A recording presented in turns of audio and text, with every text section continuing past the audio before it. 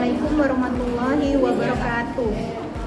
Perkenalkan, nama saya Lydia, peserta PPG dalam jabatan kategori 1 Universitas Negeri Malang tahun 2022 dengan nomor peserta PPG 2015 0281678 dan NIM PPG 223145707865.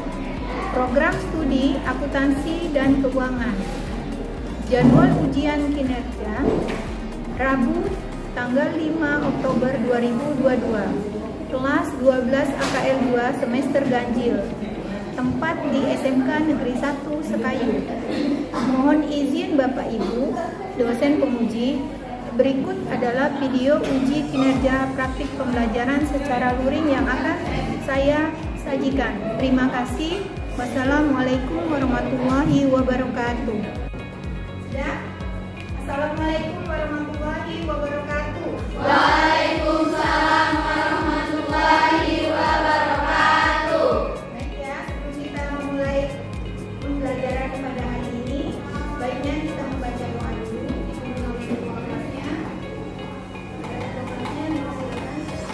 Baiklah, sebelum memulai pelajaran pada pagi hari ini, berdoa dulu. Percaya dan agama masing-masing, berdoa mulai.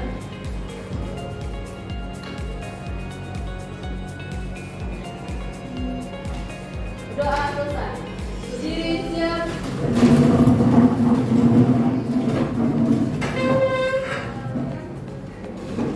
Beri salam. Assalamualaikum warahmatullahi wabarakatuh. Waalaikumsalam warahmatullahi wabarakatuh.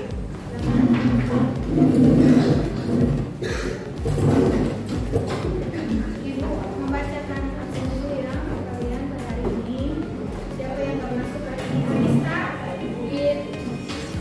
Aldi Kelvin, Angelina Sekiani, Anissa Sabira, Aristina Monika, Bayu Ariansa, Desi Arisanti, Desi Mayasari, Endang Susanti, Ilham Samudra,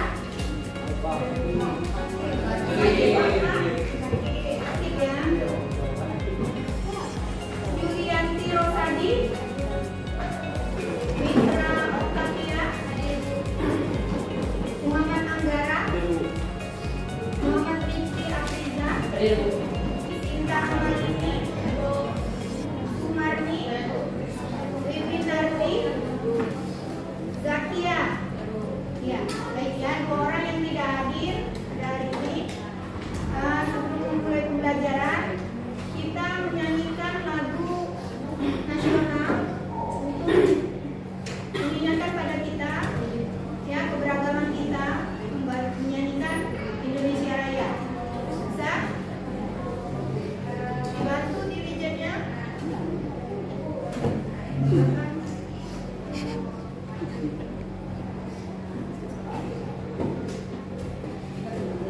Silakan berdiri.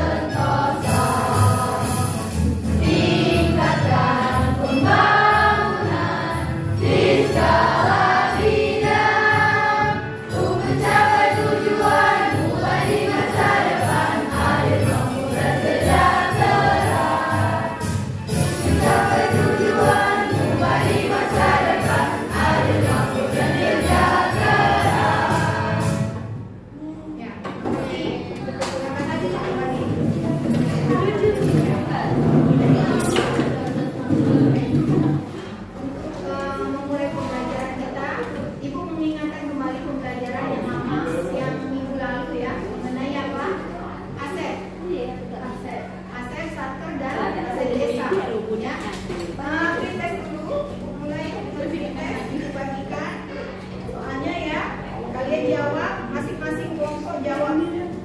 Satu-satu di kertas ya.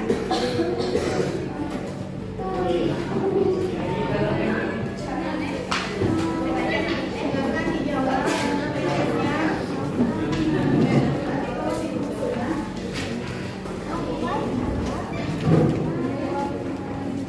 Jawab di kertas. Ini sudah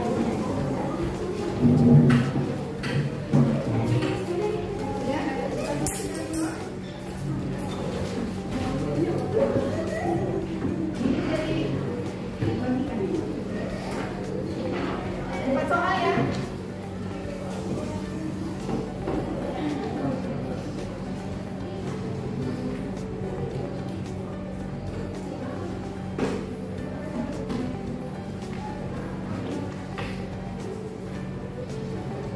Minggu lalu Ibu sudah mengingatkan kalian untuk menginstal aplikasi AR ya, berbasis AR di HP kalian masing-masing. Itu sudah dilakukan? Sudah diinstal semua? Sudah ya. Nanti Ibu bagikan handout-nya ya, kamu scan menggunakan HP kalian masing-masing ya, kalian scan. Terus itu nanti keluar permasalahannya di sana. Kalian cari solusinya. Apa sih sebenarnya kewajiban itu? Di sini diatur dalam PSAP nomor 9 tentang akuntansi. Masih ingat SAP ya, standar akuntansi pemerintahan. Kewajiban di sini diartikan sebagai utang yang timbul dari peristiwa masa lalu yang penyelesaiannya mengakibatkan aliran kas keluar sumber daya ekonomi pemerintah. Jadi ketika kewajiban itu muncul, maka penyelesaiannya ketika kita akan menyelesaikan kewajiban kita itu mengakibatkan aliran kas keluar atau pengeluaran kas. Dari mana? Dari sumber daya ekonomi pemerintah. Nah, masih di PSAP nomor 9 tentang akuntansi, kewajiban dalam konteks pemerintahan di sini, kewajiban muncul antara lain karena penggunaan sumber pendanaan pinjaman dari masyarakat, lembaga keuangan, entitas pemerintahan lain atau lembaga internasional. Oke, itu sekilas tentang kewajiban. Kita lanjutkan tentang klasifikasi kewajiban. Kewajiban itu sendiri diklasifikasikan menjadi beberapa. Yang pertama, berdasarkan sumber pinjaman, kewajiban itu ada berasal dari pinjaman dalam negeri dan pinjaman luar negeri. Klasifikasi pinjaman berdasarkan jatuh temponya terdapat dua jenis, yaitu kewajiban jangka pendek dan kewajiban jangka panjang. Kemudian klasifikasi yang ketiga adalah pinjaman pemerintah daerah. Di sini terdapat perjanjian pinjaman pemerintah daerah yang merupakan kesepakatan tertulis antara pemerintah daerah mengenai pinjaman daerah yang dananya tidak berasal dari penerusan pinjaman dalam negeri ataupun luar negeri. Jadi selain dari dua klasifikasi sebelumnya. Kita lanjutkan. Ini adalah pengklasifikasian pinjaman berdasarkan jatuh temponya. Jadi tadi ada dua, yaitu kewajiban jangka pendek, yaitu kewajiban yang diharapkan dapat diselesaikan atau dibayar dalam waktu 12 bulan setelah tanggal pelaporan. Kemudian tentang kewajiban jangka panjang, di sini adalah kewajiban yang diharapkan dapat dibayar dalam waktu lebih dari 12 bulan setelah tanggal pelaporan. Oke, selanjutnya pencatatan kewajiban SKPD. Jadi kita sudah masuk ke materi bagaimana cara pencatatannya. Kalau tadi kita mengklasifikasikannya, tentang pengertiannya dan sebagainya, sekarang kita belajar tentang pencatatan kewajiban SKPD. Perlu kalian tahu bahwa kewajiban atau utang SKPD dicatat dengan mendebet akun beban dan mengkredit kewajiban atau utang. Yang pertama, pembahasan yang pertama, ini nanti akan saya berikan beberapa contoh pencatatannya. Pencatatan kewajiban SKPD. Di sini yang pertama adalah utang belanja barang dan jasa. Belanja barang dan jasa dapat dicatat dengan menggunakan dua pendekatan. Pendekatan yang pertama adalah pendekatan beban, dan pendekatan yang kedua adalah pendekatan aset, yang dua-duanya nanti akan saya sampaikan. Silakan diperhatikan materi berikut.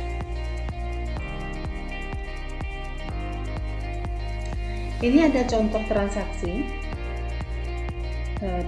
utang belanja barang dan jasa. Pada tanggal 20 Maret 2019, Dinas Kesehatan Sukamulia melakukan pembelian ATK sebesar 3.500.000. ATK tersebut akan segera digunakan. Oleh bendara pengeluaran, ATK tersebut belum dibayar. Jadi di sini ada penekanan belum dibayar. Barang dan jasa yang dibeli telah diterima oleh penyimpan barang atau pengurus barang dengan BAST atau berita acara serah terima dari rekening. Kemudian bagaimana pencatatan oleh pejabat penata usahaan keuangan SKPD atau PPK SKPD? Yang mencatat di sini adalah PPK SKPD. Kita gunakan dulu pendekatan beban. Bagaimana cara menjurnalnya atau bagaimana cara mencatatnya? Kita tuliskan tanggal dahulu, kemudian kode rekening. Kita mendebet beban persediaan ATK karena kita tahu di sini dari transaksi ini Dinas Kesehatan Kabupaten Sukamulya melakukan pembelian ATK secara kredit. Hal ini nanti akan menyebabkan beban persediaan ATK bertambah di sebelah debit dan utang belanja ATK bertambah di sebelah kredit. Perhatikan jurnalnya. Jadi di sini debitnya adalah beban persediaan ATK sebesar 3.500.000. Kemudian di bagian kreditnya adalah utang belanja ATK di bagian kredit 3.500.000, dan ini tentu saja dicatat di jurnal LO atau neraca jurnal laporan operasional atau neraca. Assalamualaikum warahmatullahi wabarakatuh. Waalaikumsalam warahmatullahi wabarakatuh. Pertama, saya Nani Yusufili, saya perwakilan akan mempresentasikan tentang SPM. Apa sih itu SPM? SPM adalah surat perintah membayar yang selanjutnya disingkat dengan SPM.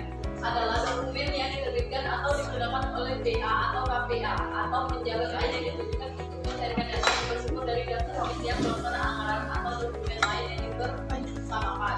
Siapa pejabat penandatangan SPM? Pejabat penandatangan surat perintah membayar (PPSPM) adalah pejabat yang diberi kewenangan oleh BA atau KPA untuk melakukan pengujian atau penerimaan pembayaran dan menerbitkan pembayaran. Berapa lama kejadian setelah SPM diterbit? Waktu pelaksanaan penerbitan SP2D.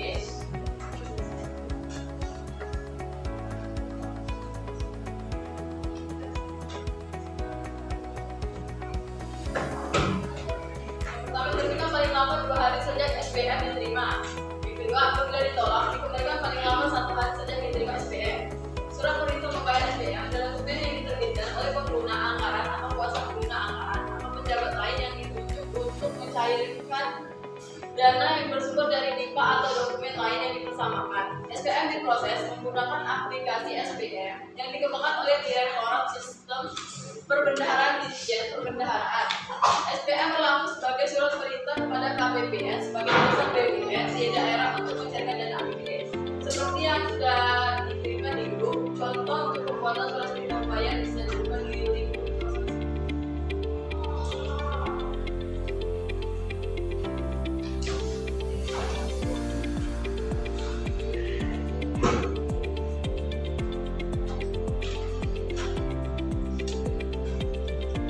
Di sini tertera ada contoh untuk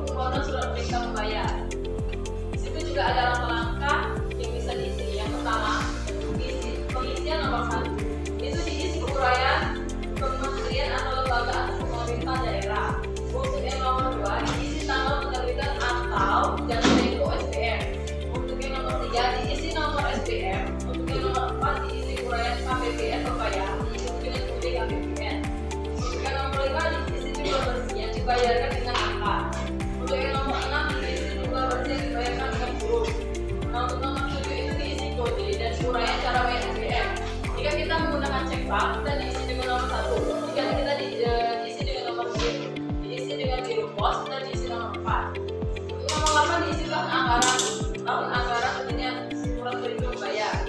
Untuk nomor 9 diisi dasar diterbitkannya SPM, NIS, nomor UU, nomor undang-undang APBN, nomor dan tanggal DIPA, nomor PHLN untuk bantuan LN atau dokumen pengeluaran lainnya.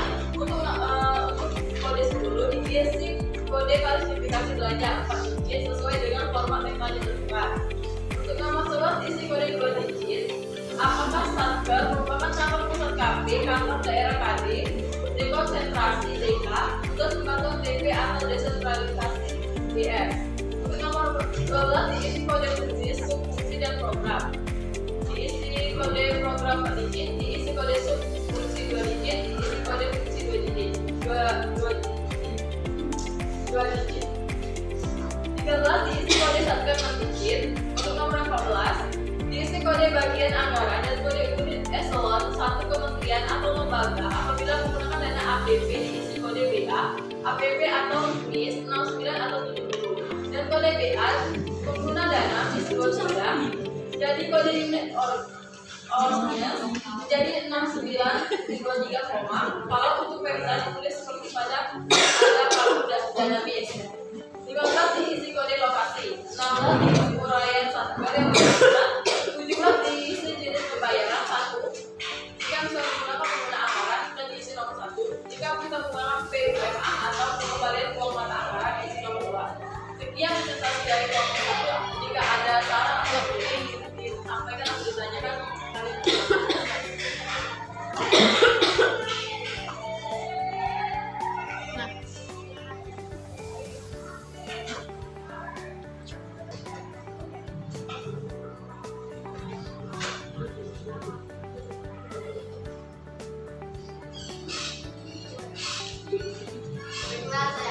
Wassalamualaikum warahmatullahi wabarakatuh.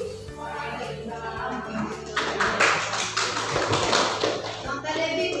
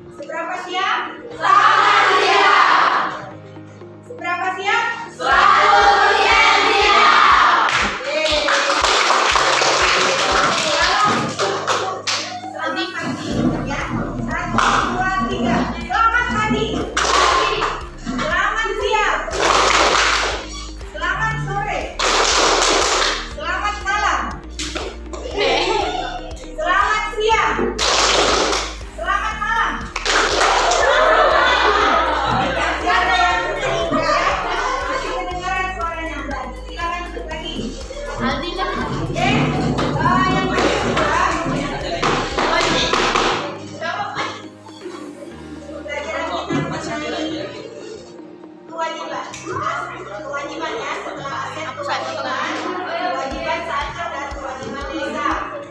Nah, kalian membuat solusi yang kalian cari itu di akhirnya ya, di berbasis akhir itu kalian cari solusinya mengenai dokumen sumber dan dokumen pendukung yang ada di kewajiban satker atau kewajiban desa. Ada 10 dokumennya. Yang dibagikan itu gampang kalian cari ya. Yang hampir kalian lihat cuma 2.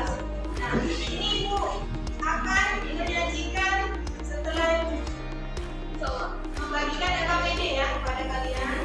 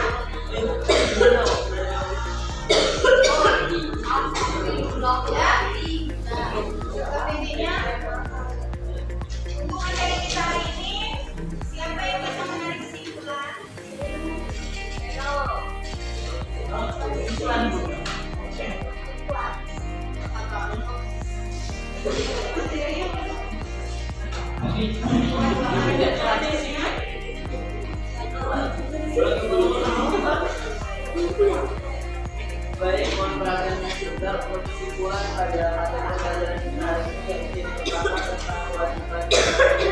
Merupakan kewajiban yang harus dibayar dalam waktu paling lama 12 bulan setelah masa korporasi. Contohnya, bukan pegawai, hitung juga bukan pemerintah daerah.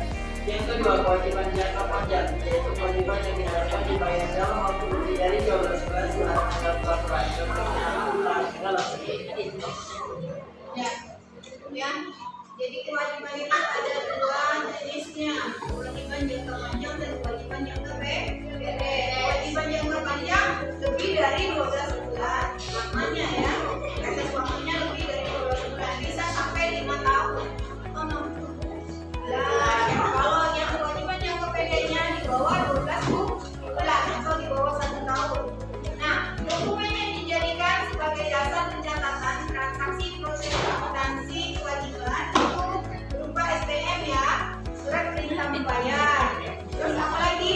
SP2D, dokumen yang diterbitkan oleh bendahara umum daerah BUMD ya.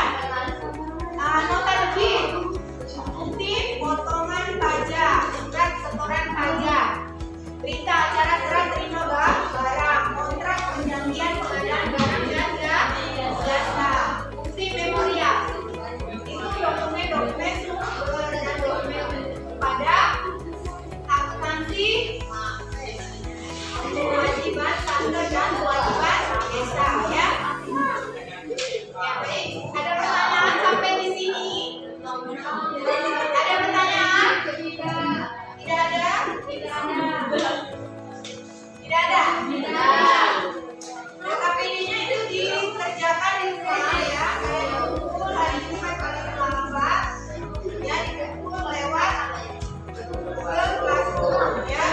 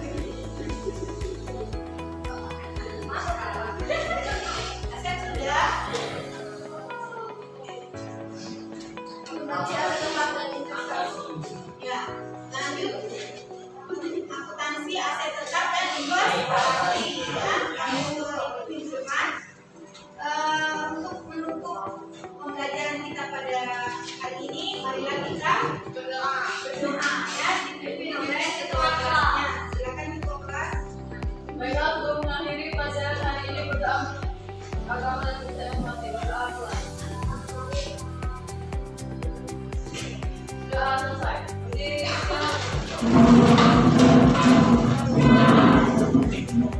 beri salam.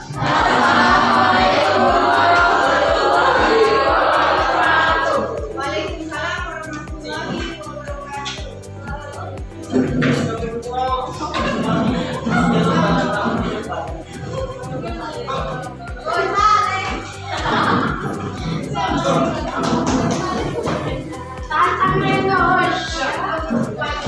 Tantangan